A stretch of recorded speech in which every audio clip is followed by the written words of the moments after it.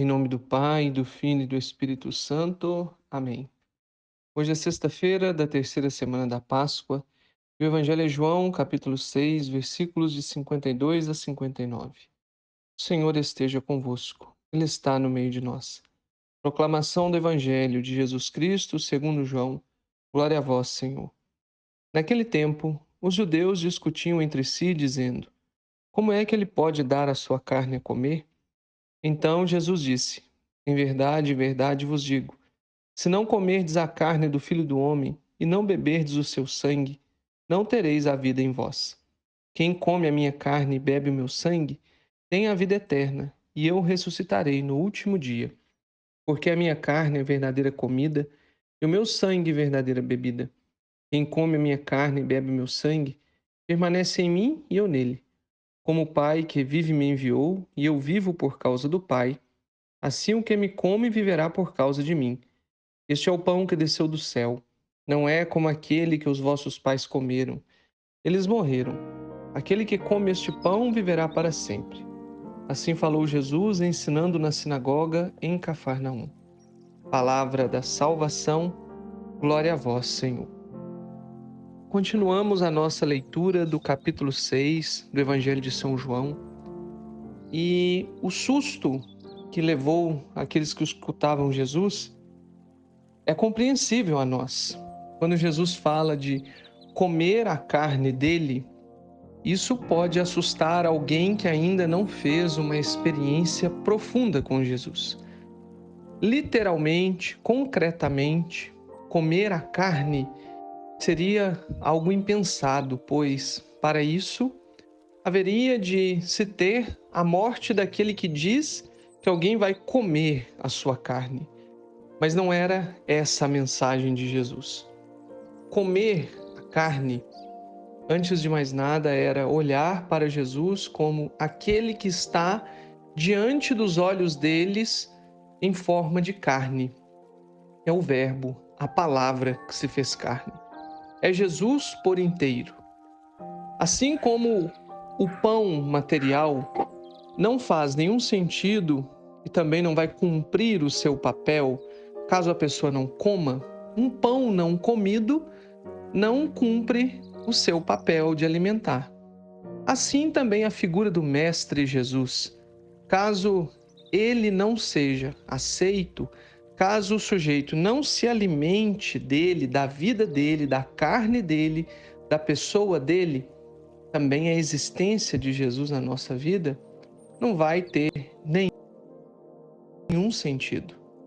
Jesus fala isso com o intuito de levar aquelas pessoas à conversão, à mudança, à transformação, a enxergar na carne, na pessoa de Jesus Cristo, o próprio Deus presente diante deles. Do mesmo modo como um pão material precisa ser comido para que seus nutrientes, para que a sua função alimentar seja cumprida, a função de Jesus na vida dos fiéis, na vida dos filhos de Deus, também é esta: olhar para Jesus e comer a sua carne, comer tudo que é dele, para que a pessoa dele cumpra também a função santificadora, a função de divinizar a vida daqueles que são apresentados a ele e que permitem a aproximação dele também. A Eucaristia tem essa função na nossa vida. Como o capítulo 6 é o discurso do pão da vida, a Eucaristia é para ser comida.